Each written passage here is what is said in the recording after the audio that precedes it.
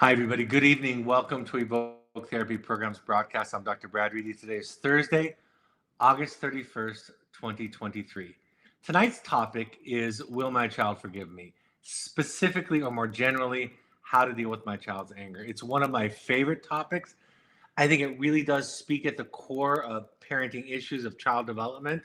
And so I'm really excited to get into it tonight. I'm gonna kind of walk around it, and we'll talk about boundaries, talk about our own work, talk about some fundamental ideas, and borrow a lot from Alice Miller and the drama of the gifted child. Before I get into tonight's broadcast, I want to announce again that our next iteration of the Conscious Parenting Seminar is coming up at the end of September. This is September 29th, 9:30 a.m. It's a Friday, 9:30 a.m. to 4:30 p.m. Mountain Time. This is an all-day seminar that I'll be hosting. We have a limited number of spaces available because we want to make it more of a discussion, more of a dialogue, more of something that we do together. I come with an outline. We have instruction in the morning, instruction in the afternoon after lunch, and then we have small breakout sessions and discussions discussing your own cases, your own families, your own situations. To keep it limited, we have $400 for a fee per person, $700 for a shared screen, because even though people might be sharing a screen, we want a limited number of voices. So if you're interested in that, I'm really looking forward to it. I really enjoy these. My next one's coming up. Email intensives@evoketherapy.com to sign up or to learn more. I want to start off with this quote that my oldest daughter shared just last year. It wasn't something that we talked about. It wasn't something that I was teaching her or that I was explaining. It was something that she shared with me out of the blue. She wrote this. She said, "One of the most loving things a parent can do is be willing to be cast as the villain in their child's story." So tonight, that's really what we're going to talk about. We're going to talk about how we separate out our needs as parents, our traumatic histories, our undealt with emotions, our undealt with anger or feelings around anger, and how those compete with our child's needs to feel what they're feeling and to go through what they go through. So I'm going to talk about that as we go along tonight. Sorry, my everything is clicking. We'll have to.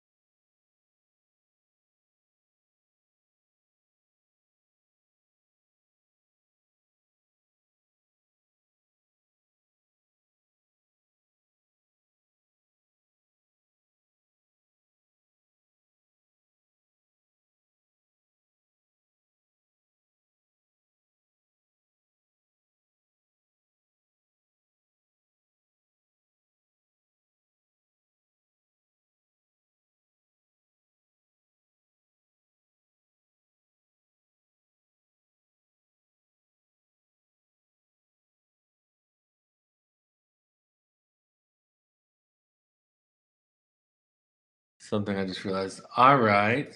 Can you see me now, Olivia, on there? Okay, I'm going to go back and talk to everybody. Okay. All right, folks, something happened with the website. So that wasn't my personal internet, that was the website itself. So let's get reset and start from the top. I apologize. I don't know what happened. Just need to reset up a couple of things, and then I'm just going to start from the beginning. Okay, are we good to go, Olivia? Does everything look okay now? Okay. I'm just going to start from the top, like the beginning. Forgive me for the introduction. I'll just do it again. What a night. All right, let me start everything over again. Thanks for your patience. And here we go. Hi, everybody. Good evening. Welcome to Evoke Therapy Programs broadcast. I'm Dr. Brad Reedy. Today is Thursday, August 31st, 2023. Tonight's topic is, will my child forgive me? Generally, how do we deal with our child's anger? I'm really excited about this topic tonight. I think it speaks to really core issues in child development and in parenting. So I think we could start with the specific, as many parents have this question when they're making placements, when they're intervening with their child. But more broadly, it speaks to the overall, to the child's development. I love what Carl Jung says when he offers the idea that when we're treating somebody, we're really looking at the whole personality, not just part of the personality or the symptoms. Before I get into the topic, I want to remind you that we have our next iteration of the Conscious Parenting Seminar. This is an all-day workshop. September 29th is the next offering, 9:30 a.m. to 4:30 p.m. Mountain Time. We take 1 hour for lunch. We have instruction in the morning. We have case examples, which just means you sharing your stories, and then small breakouts, and then we repeat that in the afternoon. I really look forward to this. It goes by really quickly. I like that we keep it limited so that it's something that we do together. Even though I come with curriculum, it really is something that gets created each time with you and with what you bring to the table. Because it's limited, we're charging $400 per person, $700 for a shared screen. If you're interested, contact intensives@evoketherapy.com. With that, I want to get into tonight's topic. My daughter last year shared this. It wasn't something that we were talking about. She wrote it, shared it with me, and I thought it was profound, especially coming to me from one of my children. She wrote this. She said, one of the most loving things a parent can do is be willing to cast as the villain in their child's story. So the first responsibility that we think about when we think about tonight's topic is that the child gets to feel and be who they are. The last vestige of humanity, of dignity, is the right to feel what one feels. And when we as parents or partners or friends try to control how somebody feels, what they think, what they believe, so that we can feel greater peace, we really are robbing them of that dignity. So the great paradox tonight, and I'm going to use that word, I'm sure, many times. The great paradox tonight is that we operate from a place of integrity.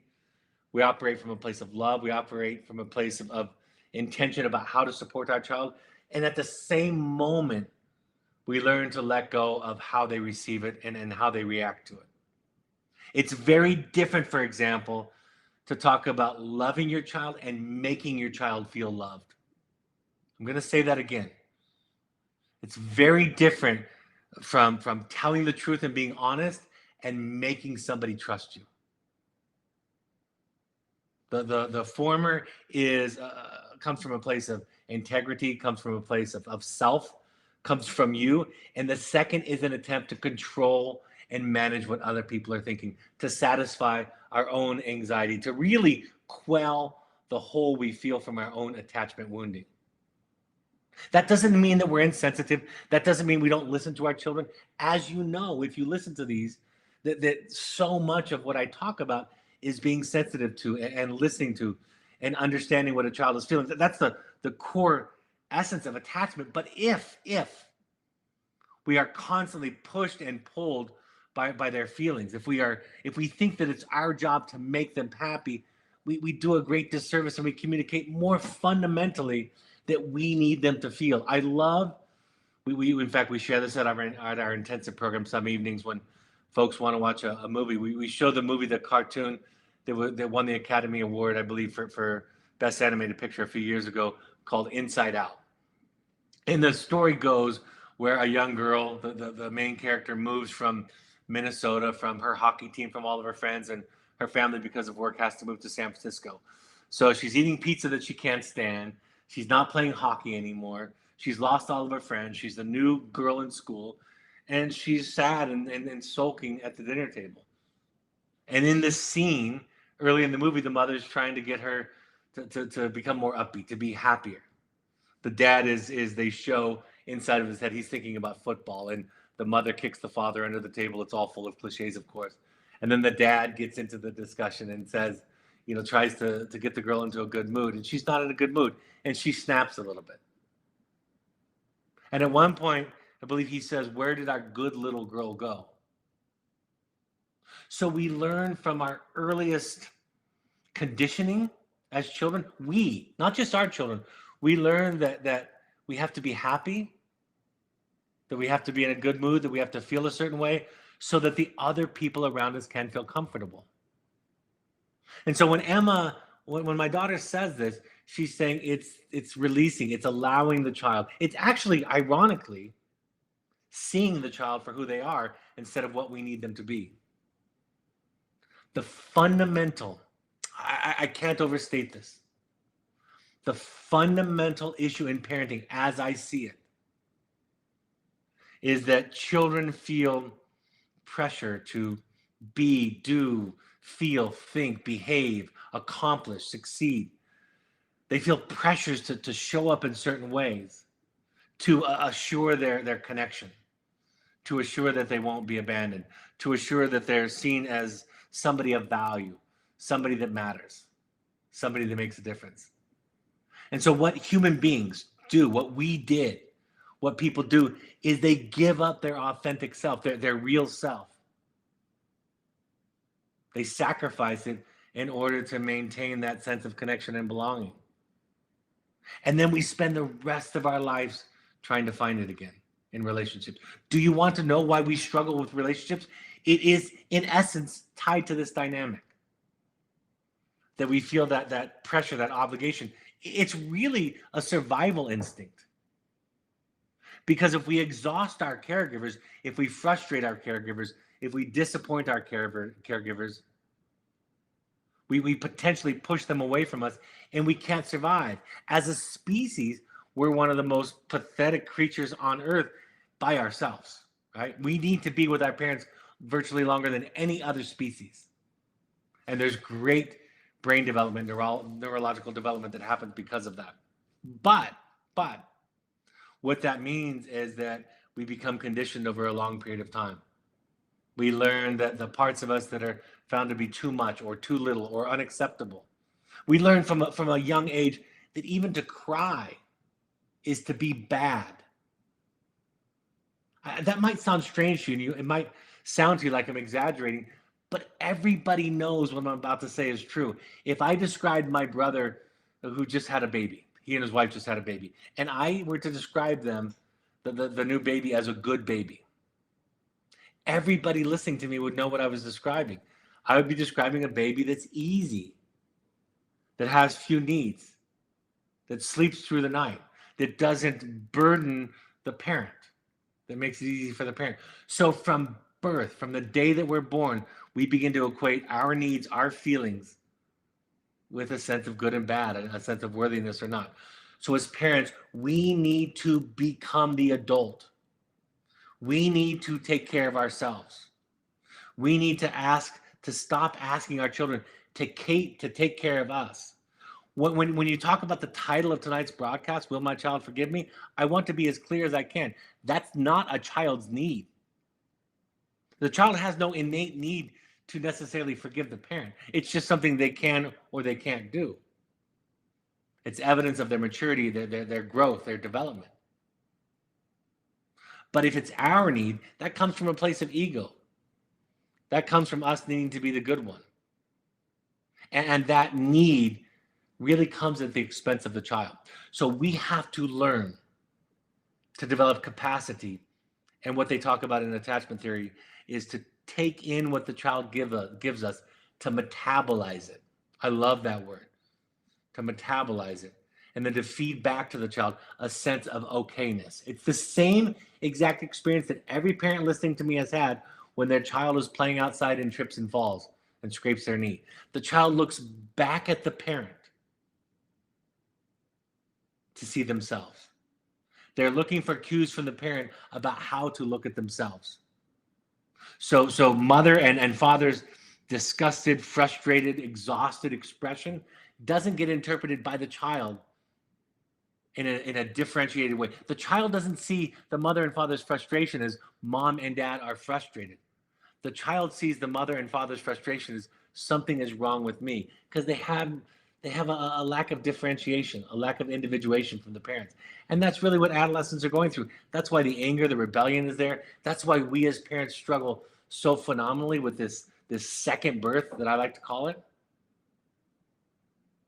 And again, if I'm saying something to you that sounds strange or odd or confusing, I want to explain to you, it's fairly common sense among those who study child psychology and attachment theory.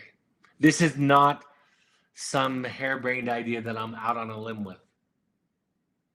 This is fundamentally understood. And you're hearing it more and more from pop psychologists. You're hearing it more and more from the trauma-informed education that we're hearing today in child development. You're hearing it more from celebrities and from people who are doing their own work. That the child is inclined to give up who they are to maintain a security of attachment because it's tenuous, because it's threatened. Wanting or needing, I wrote. Wanting or needing forgiveness from your child is one way to impede it. Wanting or needing forgiveness from your child is one way to impede it. It's as if to say, you need to not only do what I say, be subject to the consequences and the appropriate hierarchy and authority of a parent. You need to be subject to those things, but you need to agree with it, subscribe to it, like it, and be grateful for it.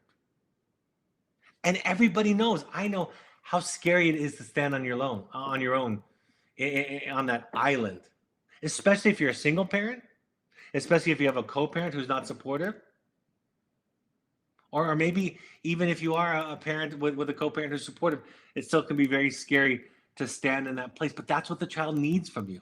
That's your responsibility as a parent to grow up. Forgiveness, I wrote further, is your need, like I explained, not theirs. It asks the child to bind the wounds left over from your own childhood. I read this the other night and I wanted to rewrite it because it came to me 3 nights ago, and I was just thinking about a certain situation that I was dealing with clinically, and it came to me as clear as possible. And I thought, I'm going to state it and as succinct and not fancy as I can. And this is what I wrote. At first I wrote, Dear Mom and Dad, but I took that off. But for tonight's purpose, you can hear it as Dear Mom and Dad. You were wounded. More than some and less than others. But you were hurt. And the way you protect that pain hurts others. Most pointedly, your children. Work on yourself and discover that your fear, your hurt, and your anger are yours. Take those feelings back. Take responsibility for them so your children don't have to carry them. This is the greatest love that you can give. And it will multiply. Your children will bring even greater healing to their children. And in this very simple way, your love multiplies throughout eternity. And then the caption I wrote says this. This is as clear as I can state it. If we don't take on the responsibility of our healing, Mom and Dad, of our development, of our serenity, of our peace of mind, of our clarity, of our well-being, if we don't take on the responsibility ourselves, our children and our partners and others, our children will be asked to carry those wounds for us. And as the great Carl Jung explained, quote, the unlived life of a parent is the greatest burden for a child to bear. Your responsibility, your serenity, your self-esteem, your peace of mind is your responsibility. They don't owe you it. They don't owe you their gratitude. They don't owe you their appreciation. They don't owe you their approval. And again, that doesn't mean that you're cruel. People who adopt the ideas and the mentality that I'm describing tonight are more kind, are more compassionate, are more assertive, are more courageous, are more grounded, less anxious, less depressed, more capable. But because we see everything is in a binary, in a black and white instead of a paradox, instead of a both and, we can't understand these principles. We don't understand that loving somebody and causing them to feel love are two different things. We just don't know it. And the words and the specificities that I'm using this evening matter. It really does matter. And that's why the work is not obvious. That's why it's not common sense. Speaking of our past, most people do exactly the opposite of what I described. Without realizing that the past is constantly determining their present action, they avoid learning anything about their history. If you want research to show you that what I'm saying tonight is grounded in science, read the book by Daniel Siegel and Mary Hartzell, Parenting from the Inside Out. It clearly supports what I'm describing tonight. It is probably the most, in my opinion, the most accessible parenting book on attachment theory. What my therapist said to me, she worked at the hospital for many, many years as a professor, still does work as an adjunct professor. And she said it took her a long time to figure out that the arguments around the boardroom table weren't about the issues. They were about people's pasts. I have the same experience, when I'm working in a workplace or I'm working in the community. People don't realize, because we only have access to our conscious minds, we don't understand that the proverbial tip of the iceberg is where all the energy is. And we're constantly defending ourselves and trying to be good. Right? What's most important to you? To be a good mother, to be a good father. That's really, really important to you, isn't it? That's a core value. That's why you're attending this evening. That's why you're sending your child to a program like Evoke. That's why you're doing the books and the podcasts and the intensive work and the therapy and the meetings. You're doing all of that because you want to be a good parent. That's a value of yours. But if somebody else has to support that, if the child has to agree or sign off on that, you rob them of the opportunity to be themselves. In healthy relationships with an adult, you get to feel what you feel. You don't have to put on a happy face for other people so that they're okay. This is what's driving us. We're trying to get our children. This is the idea. We're trying to get our children to do something for us that our parents were supposed to do. That's the $100,000 idea here. We're trying to get our parents to give us something, to take care of us in ways that our parents. We want unconditional love from our children. That's not their job. That was our parents' job, if anybody's, if it's even possible. We want a sense of security and safety. We don't want to be abandoned. Those jobs are not a child's job. That's a parent's job. But because of the difference in power, we use our children in these ways as substitute parents for us. And so the temporary separation that goes on in an intervention like Evoke begins to mirror the individuation process, the separation. And what you want is you want your child to be able to go away and to come back freely, a bigger and larger person. I've said this many times. If one of my children, it doesn't matter what I did, doesn't matter what I think that I did. I can't even imagine it another way. If one of my 4 children communicated to me in any way that being around me was toxic and harmful for them, I would support them 100 times out of 100 in taking space from me. But the magic is, the secret is, giving them that permission, having that be okay, they don't want to spend time away from me because they get to be themselves. That, again, is the great paradox. You want your child to stay stuck in anger and resentment? The best thing you can do to contribute to a child staying stuck in resentment and anger and non-forgiveness is to try to get them to forgive you and not be angry. That's the biggest impediment. The biggest impediment to your child forgiving you is your need to have them forgive you for you. They know, they sense, like so many of our parenting decisions, that it's for us and not for them. But we'll never admit it because we don't know it, because we're too ashamed and it's too confusing to us. I wrote this. This is from The Audacity to Be You. It's possible to look to our past, to our wounds, without falling into a victim stance, which I think so many adults worry about. They've been taught and trained that looking backwards is a victim mindset. Looking back is not a search for blame, but rather a search for understanding and self-compassion. Our aversion of looking at our past to our parents may be because we are trying to protect them. We are still carrying around our parents' defenses. I can't tell you how many times I have sat with an adult client when they have shared with me historical pains or hurts or wounds from childhood. And because of this very obligation that I speak about in this quote, they will say to me instantly or the next day or the next session, my parents are good people. I love my parents. They were mostly there for me. They feel that compelling urge to make sure that I know and that the universe knows that they still love their parents, that they're still supporting them. A healthy adult parent wouldn't need that. I've shared the idea that as a part of my own work and modeling for my children, my 2 adult children decided to go to their own intensive program for different reasons at different times. My daughter went first, my second born, and then my son, my firstborn, went second. And I've told the story about when my daughter came back and she had things to say to me and I stumbled through it.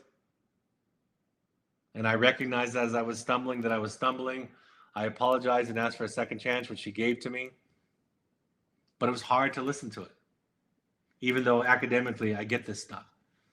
Some months later, when my son had come back, I offered the same thing to him. Do you want to tell me the things that you worked on, the ways that I hurt you, specifically? And he said he wanted to talk to his therapist for a while first. And I said, that makes sense, but I'm here for you. The ball's in your court. Some months later, I came to him saying, look, I'm not pressing. I don't need it. But I want you to know, I want to remind you the ball's in your court. If you want this, he said, no, Dad, thanks for bringing it up. I think I'm ready to talk about it. He said, but I have a problem. I said to my therapist, this is so amazing. He said, I said to my therapist that I wanted to have this session with you where I essentially confronted you with some of the things, some of the ways that you hurt me growing up. And my therapist said that he would help facilitate that. This is my son speaking.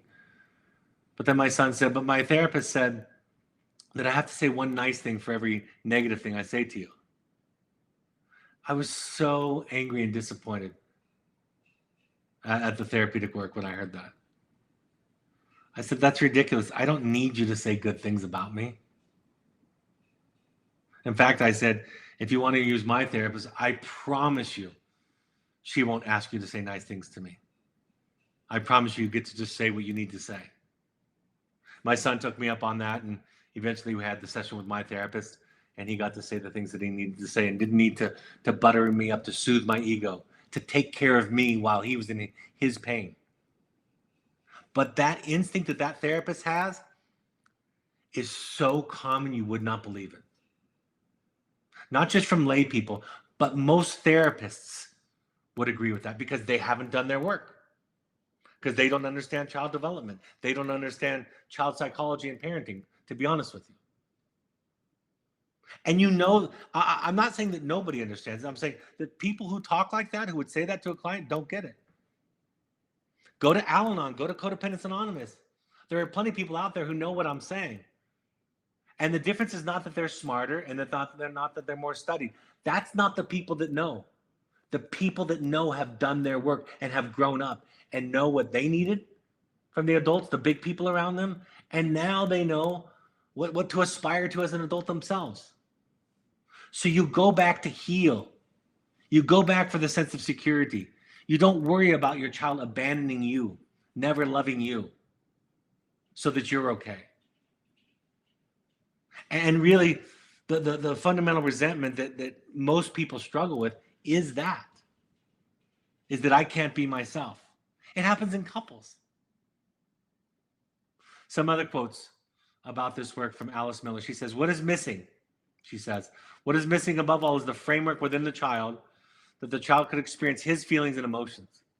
Instead, he develops something the mother needs. Now, this book was written in 1979, so the genders are going to be pretty simplistic. I just want to say this, okay? It's going to be mothers, it's going to be he and her, and all the places that we expect. Instead, Alice Miller writes, he develops something the mother needs.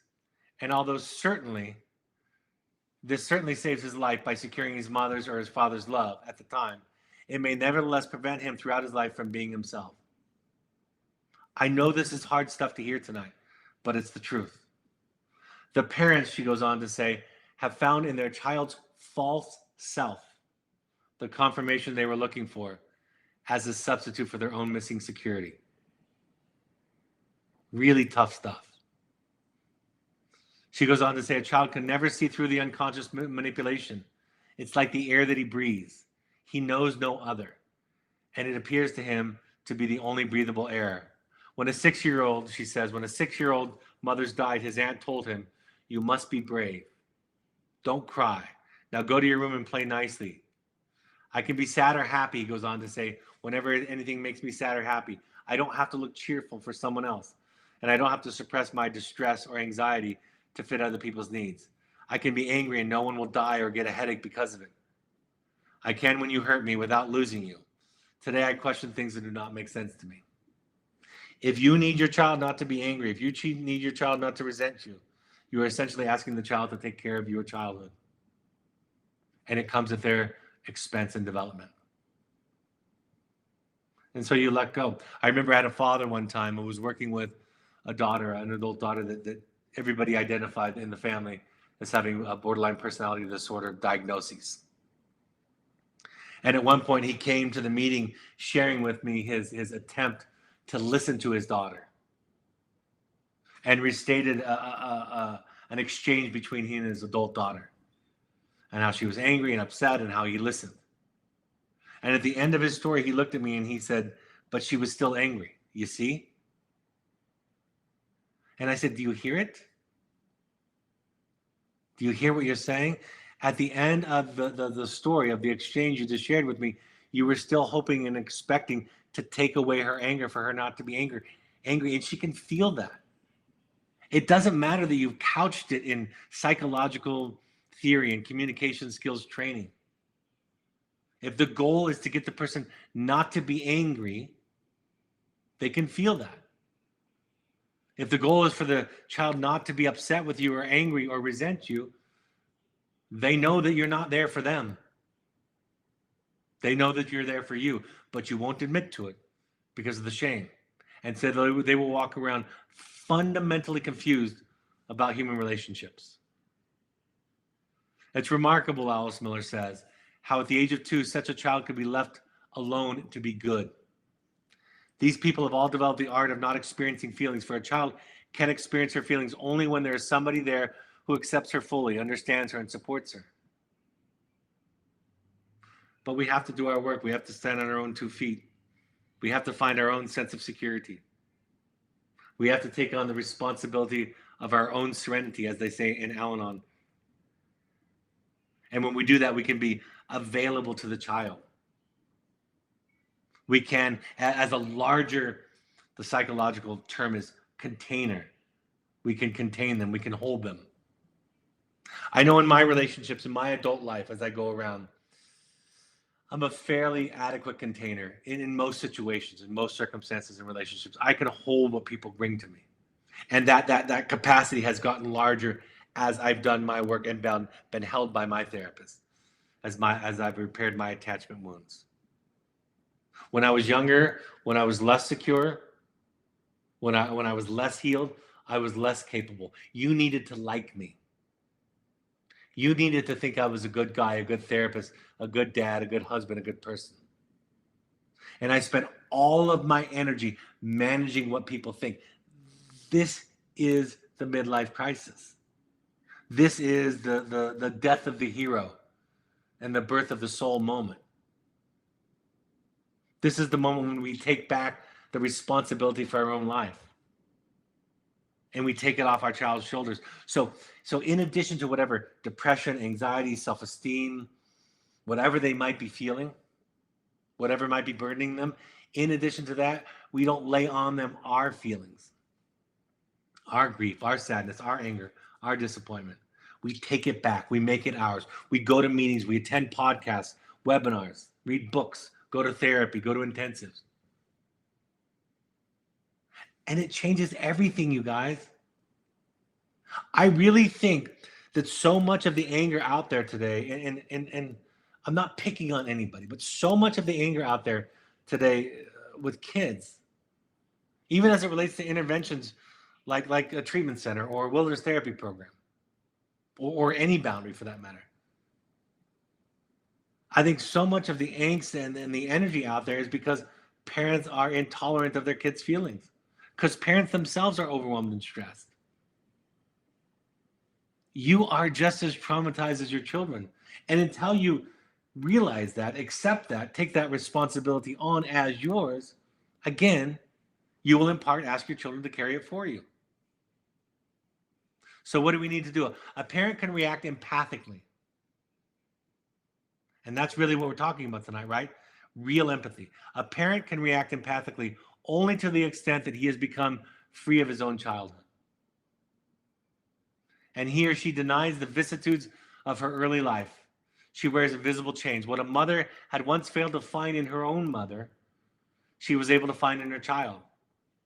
Someone at her disposal who could be used as an echo and could be controlled, who was completely centered on her, would never desert her and offered her full attention and admiration.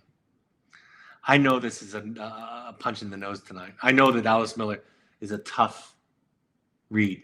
I know that. But you can turn this off. You can click this off. You can press stop and you can listen to somebody else. And I'm telling you this because this is my work. As I've said numerous times, I fail at everything that I'm talking to you about tonight. I struggle with everything I'm describing tonight.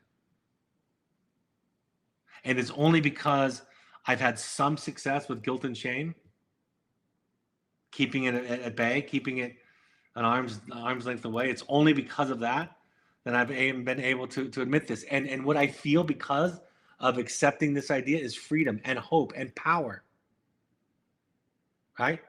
Because now I know that the child isn't the cause of my problems, that I am the cause of my problems.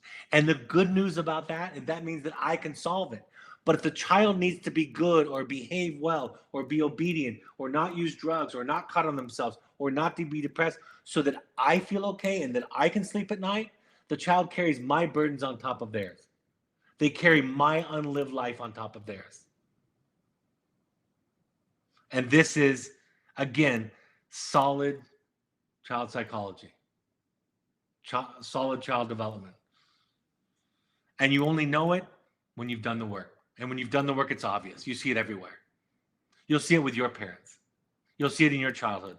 You'll see it with your spouse, with your partner, with your colleagues. Alice Miller says that when we ask our children to care for our feelings and provide our security, the security we needed in our childhood, we often require them to suppress or repress parts of themselves to make us feel okay. The parents have found in their child's false self the confirmation that they were looking for. It's not a child's need to forgive you in the moment that you're exercising a consequence or a boundary. Your child will forgive you, I wrote, when he or she gets healthy, because that's what healthy people do. That's what grown-ups do.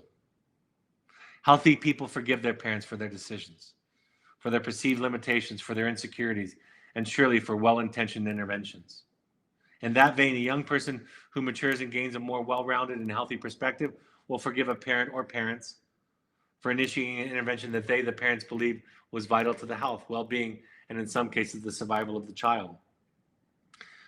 You've made so many mistakes as a parent. You've made some this week. You'll make some next week.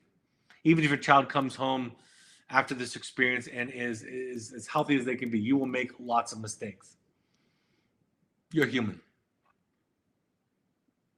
That's a fact that's inescapable. And this decision isn't the worst of it. I would love it if this were the worst decision that a parent ever made. This would be idyllic. And it will be your job, your child's job to forgive you and to move on. Because forgiveness is their burden. And for you to contribute, to facilitate, to encourage, to support that forgiveness, you've got to not require it. You've got to not need it. You've got to find that forgiveness in your own spiritual confession space, if you will, with your own people, with other adults. You can't use your child as a mirror to see yourself in this way. That reduces the child to an object, to a thing, to something like Alice Miller, her language is to something that we use at our disposal. To move through feelings, we have to be allowed to feel them. That's the key. That's what we're teaching people. That's why we teach communication theory. So we let our children feel. We don't get attached to resolutions. And in not getting attached to resolutions, we help them move through it. And the control versus influence that I talk about in the journey of the rogue parent, boundaries are one thing, and I'm going to talk about that tonight. Boundaries are one thing. Children can adjust, and they can deal with a range of boundaries, of levels of strictness and structure. They can flourish in a very wide range of structures and interventions and boundaries. What they cannot do well with is emotional control and coercion and shame and pressure to be and feel and think certain things. That is overwhelming. That is what wounds their souls. That is what develops pathology and trauma and mental illness. The question is, what's your relationship with anger? When somebody's angry with you, are you okay with it? Can you sit with them? Do you invite it? Do you welcome it? Do you recognize how scary it is for some people to express anger? Do you know how scared you are of anger? Does it threaten your sense of security? Was it something that wasn't allowed in your childhood? Was it something that was used toxically in your childhood? Was there punishment and distancing and emotional blackmail in your childhood around anger? Those are all the kinds of energies, the movements that are in play in all of this. Who's responsible for your esteem, your serenity, your well-being, and your sense of self? Remember, differentiation is the task of adolescence. Becoming who they are, separate from us. I've told the story about my firstborn going away when he was 19 on something that he chose to do that was positive for him. And my therapist reassuring me by saying, he needs to get as far away from you as he can. I love my children. I love having them close. But I have pushed myself with the first three, and the fourth one's on the way. I have pushed myself to encourage them to get far away from me. To get out of my orbit, out of my thinking. To be able to look back critically, objectively, and clearly. The old saying that the fish is the last to discover water. The fish has to experience not water to know what water is. And I want them to know otherness, to get out there and to realize that this home that we've built with all of our good intentions, with all of our love, with all of our efforts, isn't the perfect home. It's just one version of a home. It's not the way the universe works. And you want to know the key ingredient in intimacy. The key ingredient in intimacy and connection is differentiation. This is not self-absorption. This is not hyper-individuality. Those phrases are used by people who simply don't understand what we're talking about. It's a balance between two seemingly dialectical, two seemingly opposed ideas of separateness and connected. And that's why it's so painful. It's painful for primary caregivers, often mothers who have been conditioned and who are biologically wired to keep the child alive. And so that separation is confusing and it's unclear and it's painful and it's scary for everybody. For everybody. Again, it's really clear that so much of what we try to get from our child, we should have gotten from our parent. And I love this phrase that Alice Miller used. She says that so much of our trauma responses are an attempt to try to prevent something that already happened when we were most vulnerable. J.D. Gill says, of course, the good kid is never the real kid either. The only real kid is the whole kid. Good parts, bad parts, and those in between. And that includes all the feelings, all the resentments, all the angers, all the blame. I remember I had somebody say one time in relationship to containing a child, to being big enough to hold space for somebody patiently and compassionately. That's what we mean by containing. And the mother came to me and said the child was being a spoiled brat. I invited them to have a discussion with me with their adult child. I asked them to have an adult discussion with me. And they acted like an entitled, spoiled brat. And then the mother said, this is what I want to say back. And I said, well, you could say that. But you did ask them to share their anger with you. So I guess if you want to contain them, you can just listen and hear it. But maybe you don't want to contain them. Maybe you're so hurt right now that you don't have the capacity to contain. And then the mother said the thing to me that was magic. She said, if they were being reasonable, I would be happy to contain them, but they're being unreasonable. They're being unreasonable. And I said, if they were being reasonable, it's not containing. If the child is being wise and adult-like and mature and insightful and aware, you're not containing them. It is when the child is being a child, psychologically smaller, that you have to garner your energy, your resources to become larger, to become bigger, to be capable of, again, taking in what the child gives and metabolizing it back. That's why you need so many resources and support, not because you're pathogenic, not because you're the most toxic parent, but because our children are asking a great deal of us. That's why you have to have your own life. You have to have your own support system. Your phone has to be on do not disturb when you're at an Al-Anon meeting. You have to be unavailable to your child when you're in therapy.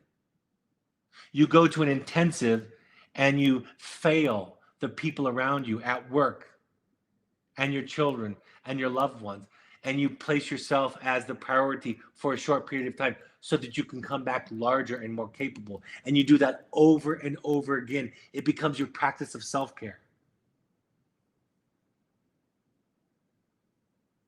Once parents were limited, J.D. Gill says, it's true. They were flawed, human creatures. They too had limited parents. This is how they became limited. One's parents wounded one. It is likely they were wounded in similar fashion and perhaps much worse. It is entirely appropriate to be angry at one's parents for how they hurt or neglected one. That is what they did. The wound, however, in the end is mine.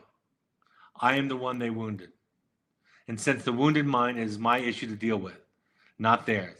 If I don't deal with it, I am the one who will be compromised, not them.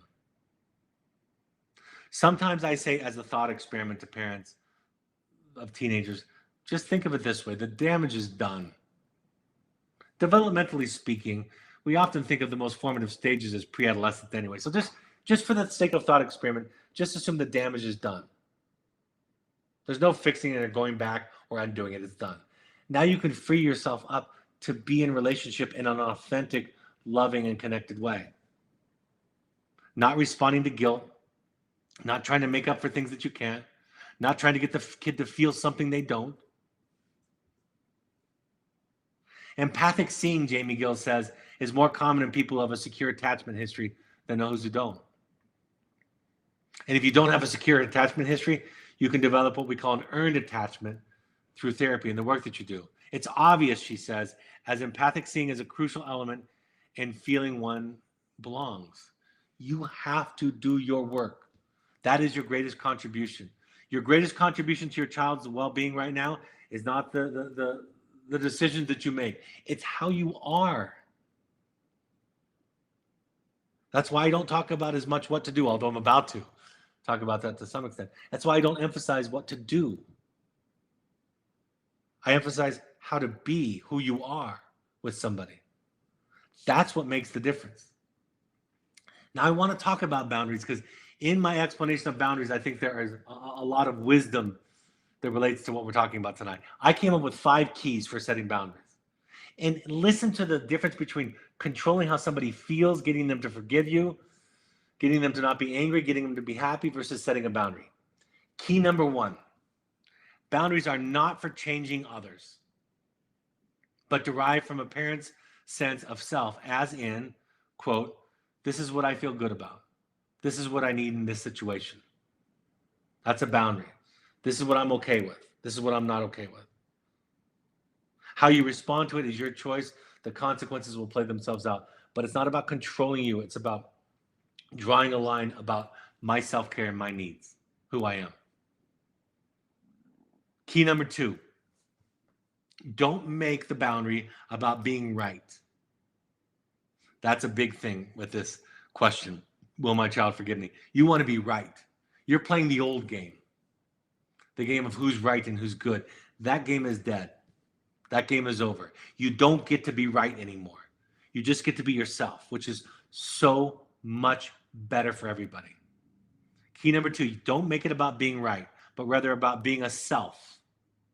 As in, quote, I may be crazy, old-fashioned, or an idiot, but this is my boundary, unquote. This is the most powerful position that we can take. And it sets an example for the child in resisting peer pressure. Excuse me. When we need a child to feel and think a certain way, we make them susceptible to peer pressure.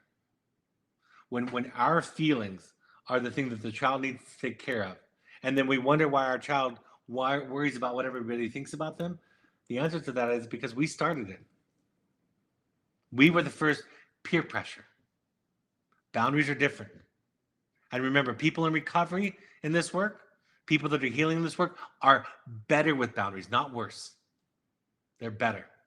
Key number 3, similar to the last key, don't explain your decisions or boundaries to your children in an effort to get them to agree or be okay with the boundary.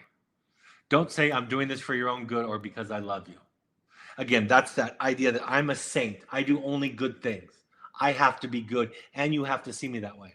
I've shared the story that I got contacted by a reporter some years ago from Red Book magazine online. I remember Red Book was one of those magazines that was at the grocery store checkout line when I was a little kid. I haven't seen one in a long time, but some reporter contacted me and said, what's the one thing that you wouldn't say to your child, that you would encourage people not to say to a child? And so I couldn't think of one, so I came up with 20. Sometime later, it came up in a search. I forgot about it, and it came up. And they had come up with the 50 things not to say to your children. The number one thing on their list was the first thing that I said, which is, I'm doing this for your own good. I would do anything for you. First of all, it's not true. Second of all, it's not even something to aspire for. It's not healthy that you would do anything for your child. And it's impossible to be perfect, to do everything from this saintly angelic position. You're human. You make mistakes. That's what your child needs. You want to know what your child needs? They need your humanness. Like I talked about last week, teach them accountability by being human, by saying sorry. Learning to say sorry to your children and admit your mistakes while not compromising your boundaries, that goes way farther than selling them this idea that you're a good parent and you only do things for their own good. Key number 4, listen to them. Listen to the child as much as you're able to, and not anymore. Respond with genuine empathy when you can, and allow them to be angry, hurt, or upset with you and your decisions, as in, quote, I get it. It's an energy, right? It's not the words. I get it. You're angry, you're upset, and it makes sense. I'm sorry this is so hard, and I'm glad you're telling me how you feel. Or just simply listen and be silent. And just because you say this, just like the story I told earlier, doesn't mean that they're automatically going to stop being angry. They're going to be angrier. But you're equipping the child with a sense of self. And that's your primary responsibility. Key number 5, don't use your emotions to get your children to change. When you do this, you're telling your child that your feelings are their responsibility.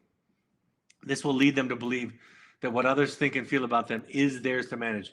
Don't say, for example, quote, I'm angry, scared, or hurt, as a substitute for boundary setting. And then lastly, we can say that we're sorry when we fail. Every parent has limits, and every child will discover the end of those limits. We can say sorry when we fall short of the ideal, and with this, the child learns perhaps the most important lesson of all, what it means to be human. Every parent has limits, and your child's going to find them. And it's important that you learn to own them. Because if you don't own them, your child will think something's wrong with them. If you don't own your feelings, your insecurities, your fears, your sadness, your grief, if you don't own that stuff, your child will feel responsible for it and will carry around a visceral, unnamed plethora of shame. So this is your work. This is your work. And here's the take-home messages. Not a list of bullet points, but an idea. Excuse me for my tickly throat. Like I said, I'm under the weather.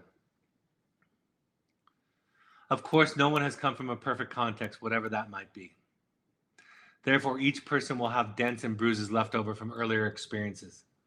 It is wise to consider all dents and bruises as important and worthy of compassionate understanding. It is common for professionals and parents to conflate or confuse love or quote unquote loving too much with anxious attachment. Loving too much is a euphemism for the unhealed attachment wound and its expression in an anxious parent. Excuse me. The problem, you see, is not that you love too much. The problem is that you don't have enough self. I'm really sorry for my throat. I'm really, really sorry. The problem is not in loving too much. The problem is not having enough self, not healing your own trauma, not doing your own healing, not growing up.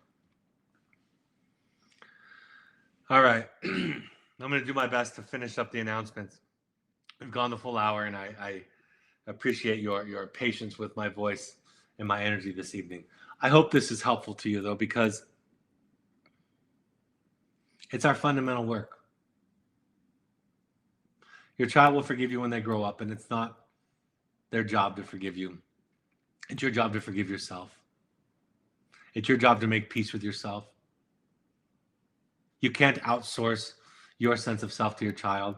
You can't outsource it to anybody, really, but outsourcing it to your child is more damaging and threatening than anything because they're willing to give up parts of themselves to maintain the sense of safety and security that your presence offers them.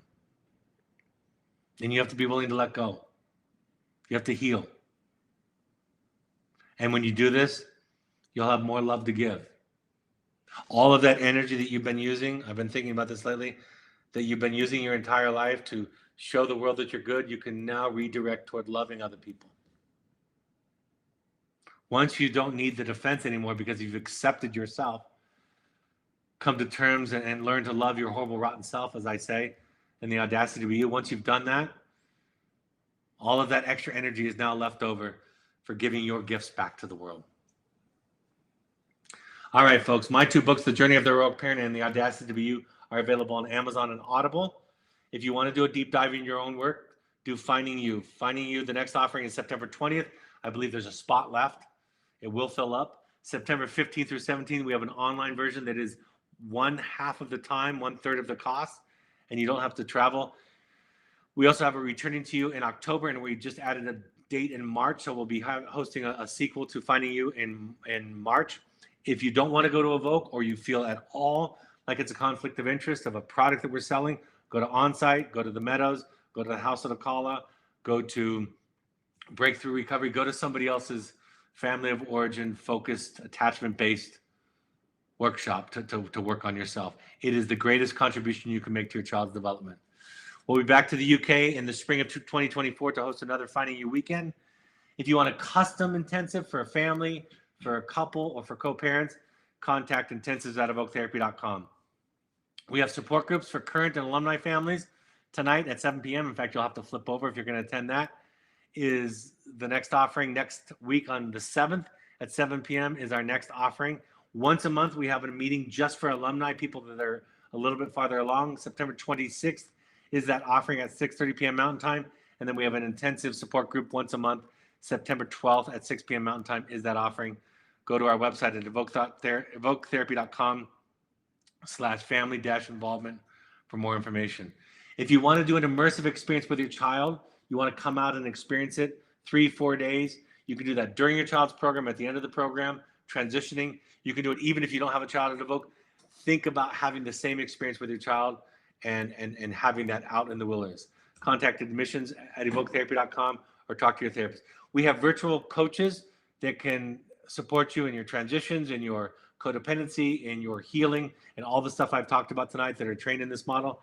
This is for parents, couples, families, or individuals. Just contact coaching at evoketherapy.com. We ask all current parents just to try any combination of 6. Just try 6 of any combination of the following support groups. Al-Anon.org, CODA.org, FamiliesAnonymous.org, or AdultChildren.org. You can also go to RefugeRecovery.org for a Buddhist-inspired support group that has a little bit less of an emphasis on a higher power, if that's a sticking point for you. Or the National Alliance on Mental Illness has support and classes and resources in your area. Go to NAMI.org for that. All these broadcasts are available on your favorite podcast app or Spotify. Just search Finding You on Evoke Therapy Podcast, or go to soundcloud.com on your computer and listen there. You can also watch the rebroadcast of these with all of my throat clearings and all of my coughs on Evoke's YouTube channel. You can find Evoke Therapy programs and me, Dr. Brad Reedy, on Twitter, Instagram, and Threads, using the handles at Evoke Therapy and at Dr. Brad Reedy, respectively. You can also find Evoke Intensives on Instagram, using the handle at Evoke Therapy Intensives. On Facebook, you can find us by searching Evoke Therapy programs or Evoke Therapy Intensives. And of course, our blog has wonderful content each week. If you want to give back to people, for people that can't afford treatment or you need help, the 3 charitable partners that we contribute to, that we donate to, that we support are ChooseMentalHealth.org, Sky'sTheLimitFund.org, or EvokeFamilyFoundation.org. You can earmark your tax-deductible donations for a specific population or program, if that so suits your heart, if that's near and dear to you. All right, folks, my next broadcast will be a Q&A. That'll be next week, Tuesday the 5th, September 5th, 6 p.m. Mountain Time. You can invite family and friends to that. Of course, you can come. You can be in questions. You can always send in questions, prompts, suggestions, any topics you'd like me to speak to the email webinar@evoketherapy.com, and I'm happy to take those and put those at the top of the queue. Again, thanks for your patience this evening, for my energy, for my tickly throat, and I hope this has been a helpful point of contact and give you some insight. And for and in behalf of the people that you love and the people that love you, thank you so much for the heroic journey that you're taking to look at yourself, to look at your part of the contribution to these dynamics, and to work on yourself. That's the greatest gift that you can give to anybody that you love. Have a great evening, and I'll talk to you next week. Take care. Bye-bye.